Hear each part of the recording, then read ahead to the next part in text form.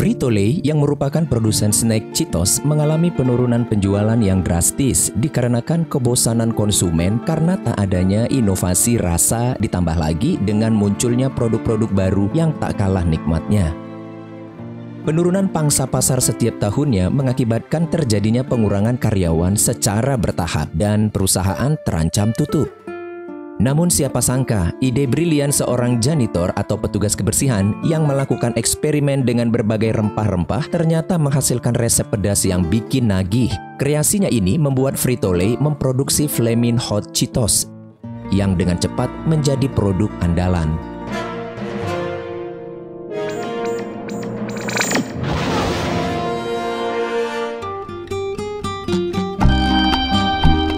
Richard Montañez menghabiskan masa kecilnya di kilang anggur Guasti di California sekitar tahun 1960-an. Dia, keluarganya, dan para imigran Meksiko lainnya bekerja sebagai buruh di sana. Mereka tinggal bersama, bekerja bersama, dan bertahan hidup bersama. Ayahnya, Facho Montañez, adalah seorang pemabuk dan sering melakukan tindakan kekerasan padanya. Di sekolah, Richard pun sering mendapatkan perlakuan kasar dari teman-temannya yang rasis. Judy mempunyai banyak kesamaan dengannya, mereka pun berteman. Richard selalu membawa burrito bikinan ibunya sebagai bekal makan siangnya, dan hal itu sering dijadikan bahan ejekan oleh teman-temannya yang berkulit putih, yang selalu memakan roti lapis bologna isi daging.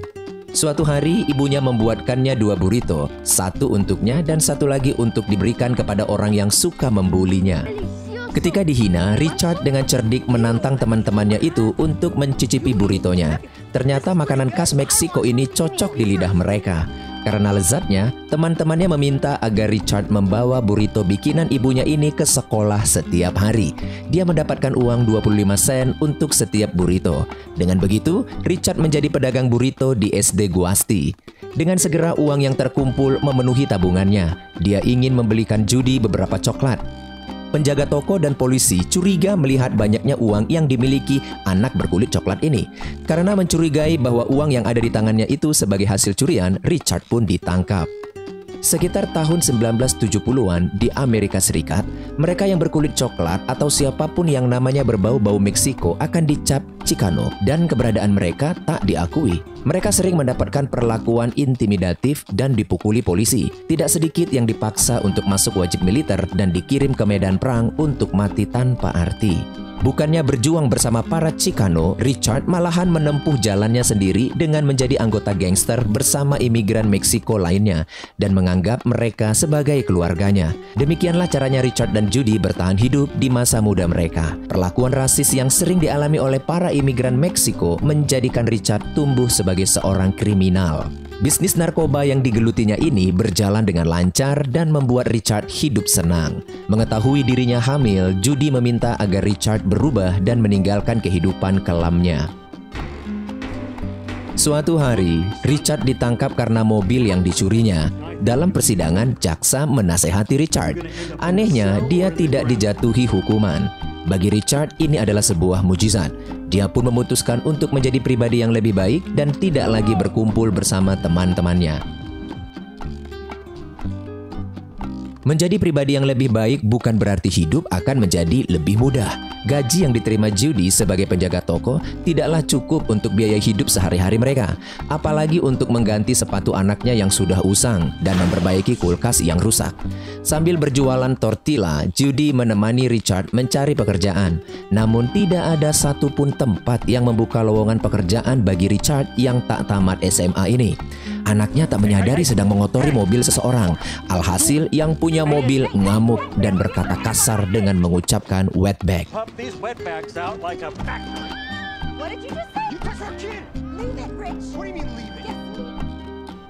Karena tak punya makanan, Judy memohon kepada Richard yang gengsi ini agar sebaiknya mereka ke rumah orang tua Richard demi anak-anak mereka bisa makan. Di rumah orang tuanya, Richard dikhotbahi oleh ayahnya dengan menggunakan ayat-ayat Alkitab. Mengaku sebagai orang Kristen yang sudah dilahirkan kembali, Vacho mengeluarkan kata-kata sindiran untuk menasehati anaknya ini. Richard yang tak memiliki hubungan baik dengan ayahnya ini berusaha untuk menahan diri dan menganggap semua perkataan ayahnya yang terdengar rohani itu hanya omong kosong. Dengan nada pesimis, Richard mengatakan, "Yang ku tahu, Yesus itu miskin, berkulit coklat, dan tak berdaya seperti aku." Richard merasa dirinya tak mempunyai pilihan. Dia berniat untuk kembali ke kehidupan lamanya dan menemui Tony Romero, temannya yang menjadi kepala geng setempat. Mendengar Tony bekerja di pabrik Frito-Lay, dengan segera Richard mengurungkan niatnya untuk kembali berjualan narkoba dan meminta bantuan Tony agar dirinya juga bisa bekerja di Frito-Lay. Tony menyarankannya untuk datang langsung dan mengisi formulir lamaran. Richard berusaha menghibur anaknya agar tidak memikirkan perkataan kasar wetback dari pria yang tadi siang membentaknya. Richard tidak begitu percaya tentang Tuhan. Baginya itu semua hanya sekedar cerita yang memberikan harapan palsu. Keesokan harinya, Richard datang ke Frito-Lay untuk mencari pekerjaan. Namun, Richard mengalami kesulitan untuk memahami isi formulir tersebut dan membawanya pulang. Judy yang memiliki jam kerja 2 shift ini membantunya untuk mengisi formulir tersebut dengan sedikit kebohongan bahwa Richard adalah lulusan SMA San Bernardino angkatan 71. Lonnie Mason yang menginterview Richard ternyata lulusan SMA Bernardino. Menyadari kebohongannya diketahui, Richard memohon dengan sangat agar Lonnie memberikannya kesempatan.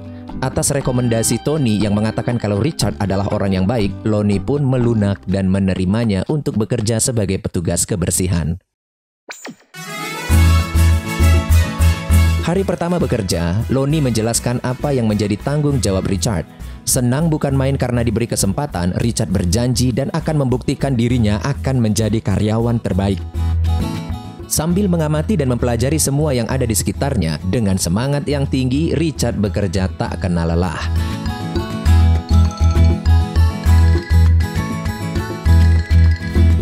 Cemas dengan apa yang dikerjakan suaminya, Judy mengatakan kalau dirinya seharian ini berdoa untuk Richard. Menghargai kesempatan yang diberikan padanya, Richard selalu datang tepat waktu. Sambil bekerja, Richard banyak bertanya dengan karyawan-karyawan lainnya tentang cara kerja mesin-mesin produksi. Walaupun tidak diladeni dengan ramah, Richard tak merasa dikerdilkan dan selalu enjoy dengan tugasnya. Richard mencoba ramah dengan Clarence Baker, seorang teknisi. Clarence merasa terganggu dengan kelakuan Richard yang menanyakan hal-hal yang tak ada kaitannya dengan job desk-nya. Tony tiba-tiba muncul dan segera menyelamatkan sahabatnya ini. Melihat Richard yang sok kenal sok dekat ini, Tony menasehatinya agar dia menjaga sikapnya kalau dia ingin bekerja lebih lama di Frito-Lay. Tony mengingatkan agar Richard tahu diri bahwa posisinya hanya sebagai tukang bersih-bersih atau kerak terbawah istilah Tony, dan tak pantas untuk berbicara dengan Clarence dan para petinggi perusahaan. Tony menceritakan kalau Clarence adalah pegawai senior yang sudah bekerja 15 tahun lebih lama dari siapapun dan tak pernah naik jabatan. Para manajer yang ada di atas Clarence adalah orang-orang yang dulu belajar darinya dan melompati jabatannya sebagai operator mesin, padahal dia adalah yang terbaik dibandingkan yang lainnya. Orang kayak kita tak punya kesempatan seperti ini, jadi jangan dirusak, ujar Tony yang juga tak mau kembali ke kehidupan kelamnya. Bukannya memberikan pujian, Vacho justru merasa tak bangga dengan pekerjaan anaknya ini. Kata-katanya cukup menusuk. Mau berapa lama kau menjadi tukang pel? Kalau di dalammu tak berubah, kesalahan yang sama akan terus terulang, ujarnya. Menyikapi dengan positif perkataan ayahnya ini, Richard bertekad akan berusaha keras untuk mencapai puncak. Roger Enrico adalah pemimpin utama Frito-Lay. Dialah yang berhasil membuat Pepsi sukses besar dan menjatuhkan Coca-Cola. Richard ingin belajar dari yang terbaik. Langkah awalnya adalah mendekati Clarence. Richard menawarkannya Carnitas dan Asada. Clarence memilih Asada. Dengan tulus Richard mengutarakan maksudnya kalau dirinya ingin belajar banyak tentang mesin dari Clarence. Namun karena merasa Clarence sangat tertutup, Richard pun pergi. Tapi siapa sangka Clarence memanggilnya dan meminta saus untuk Asadanya. Dari jauh Tony menyaksikan kenekatan temannya ini. Hubungan pun terjalin. Clarence pun mulai membagikan ilmunya kepada Richard. Sambil bersih-bersih, Richard mendampingi Clarence. Dia belajar dengan cepat dan mulai memahami setiap mesin. Setiap waktu luang dimanfaatkannya untuk belajar dari Clarence. Terkadang Richard datang lebih awal atau pulang lebih lama demi dapat belajar dari Clarence. Dia mengalami kemajuan yang luar biasa. Richard terpilih sebagai karyawan terbaik bulan ini.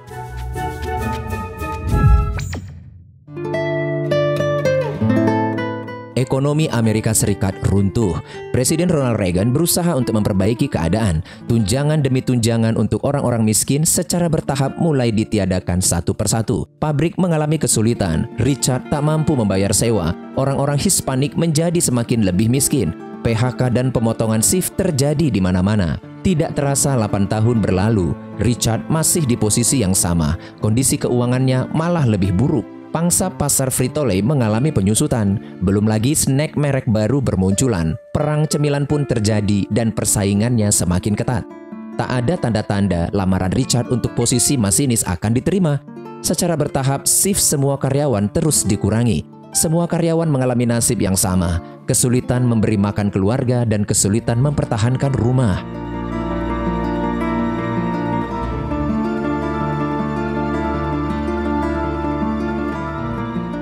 Roger Enrico membuat sebuah rekaman video. Dia ingin berbicara dari hati kepada karyawannya. Namun tak ada seorang pun yang tertarik dengan video itu. Hanya Richard yang memperhatikannya dengan sungguh-sungguh. Roger mengatakan bahwa pabrik Frito-Lay sedang melalui masa sulit. Ini memang sebuah tantangan, tapi juga sekaligus menjadi sebuah peluang. Setiap orang bisa menjadi penentu kegagalan dan keberhasilan. Berpikirlah seperti CEO, ujar Enrico. Richard termotivasi dengan pesan Roger ini. Anaknya, Lucky Montañez, mengalami luka karena berantam dengan temannya yang mengejeknya karena dirinya orang Meksiko.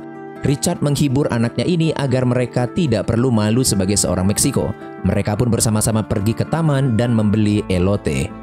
Steven Montañez merasa kepedasan, namun dia menyukainya. Pedasnya enak, bikin nagih, ujar Steven. Tiba-tiba Richard mendapatkan ide brilian. Dia memperhatikan semua jajanan di sekitarnya.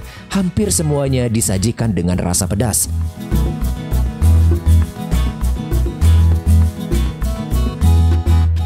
Dia pun segera pulang dan meminta bantuan Judy untuk membuat keripik pedas. Judy yang semakin khawatir dengan keuangan keluarganya mengatakan bahwa Facho mendapatkan pekerjaan untuk Richard. Judy memohon agar Richard sudi menemui ayahnya ini dan berjanji akan membuatkan resep pedas. Dengan berat hati, Richard bersedia.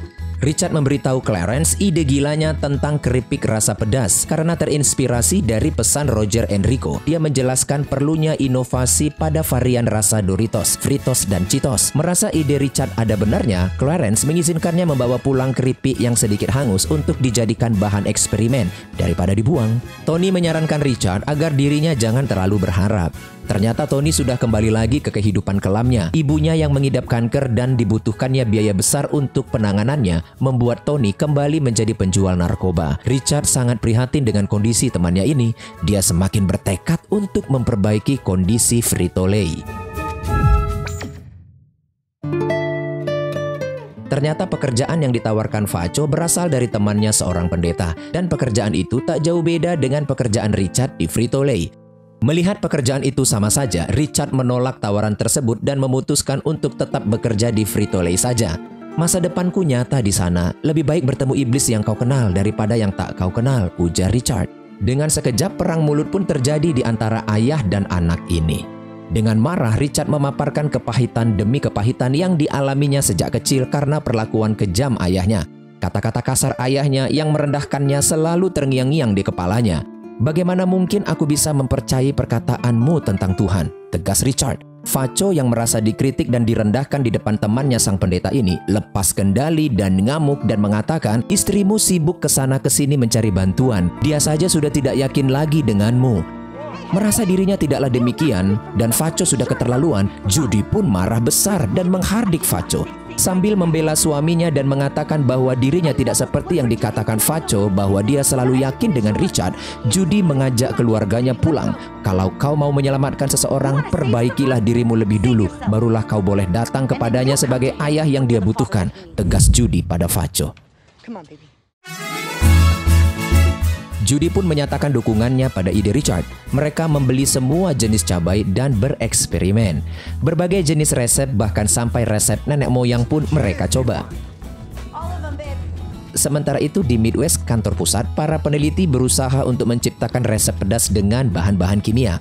Setelah mencoba berbagai rempah-rempah dan bahan-bahan alami, Richard, Judy, Lucky, dan Steven akhirnya berhasil. Mereka menemukan rasa pedas yang enak dan bikin nagih. Frito-Lay mem-PHK besar-besaran karyawannya, termasuk Tony dan Nacho, teman Richard. Richard mengatakan kepada Lonnie kalau dia mempunyai ide untuk disampaikan kepada Enrico, varian produk baru keripik rasa pedas. Lonnie yang sepele ini mengatakan bahwa produk baru butuh riset bertahun-tahun dan memakan biaya jutaan untuk diluncurkan. Dan itu tak mungkin berasal dari ide seorang pekerja kasar, apalagi seorang pembersih toilet, ujar Lonnie.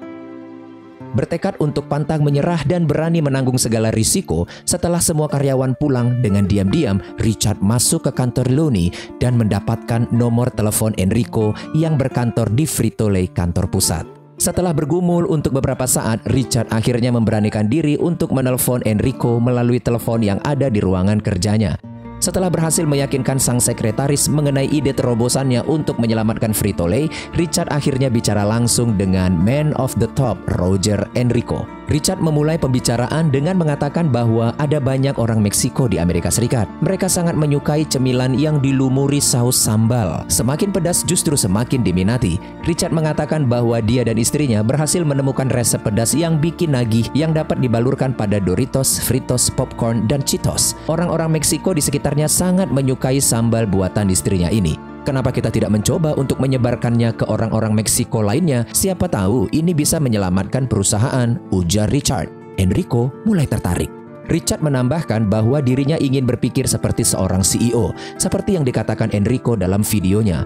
Enrico tak menyangka kalau seorang janitor menyaksikan videonya dengan serius. Dia dapat merasakan kesungguhan dan ketulusan hati Richard. Karena tergugah hatinya, atas izinnya, Richard pun diperkenankan untuk mengirimkan sampel cemilan pedas tersebut.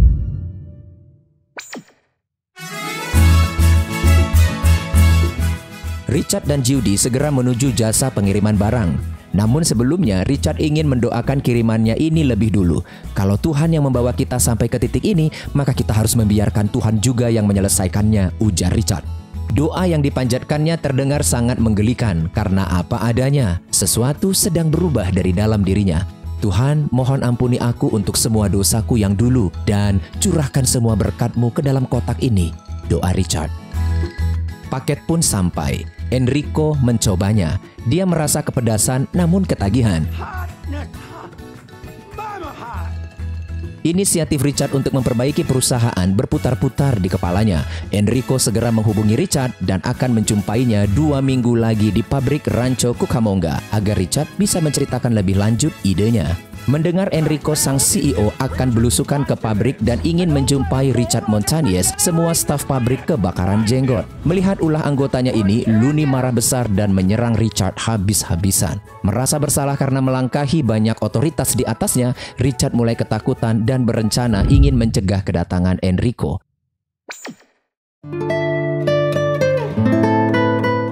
Judy kaget mendengar perkataan suaminya yang terintimidasi ini. Dengan segera dia membangkitkan kembali semangat Richard. Kau tahu apa yang kudoakan bertahun-tahun ini?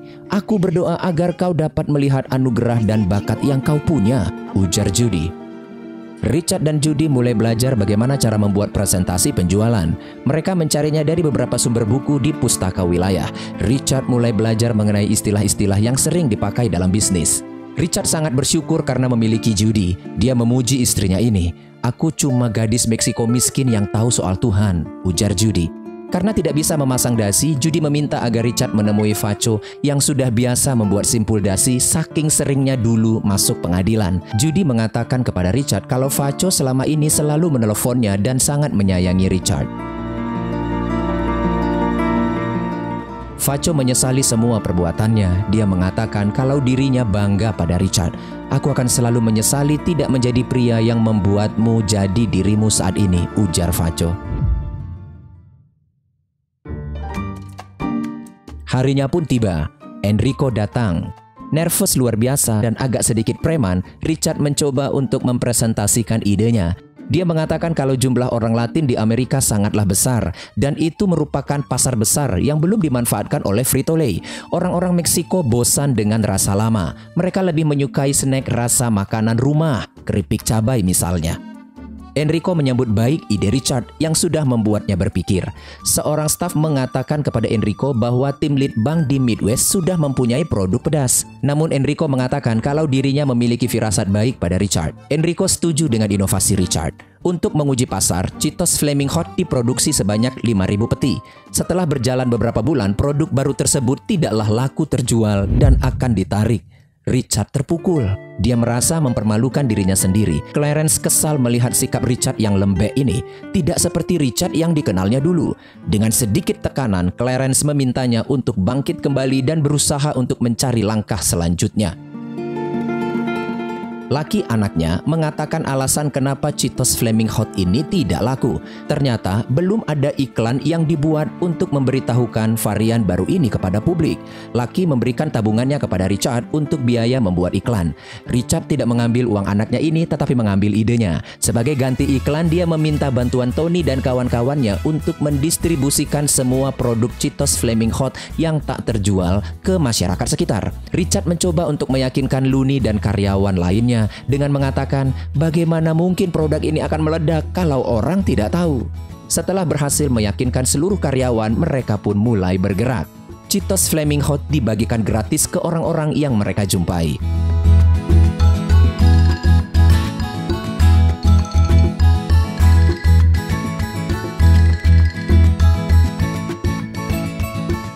Tak disangka, laporan penjualan terakhir untuk Flaming Hot Cheetos menunjukkan peningkatan yang luar biasa khususnya di California Selatan.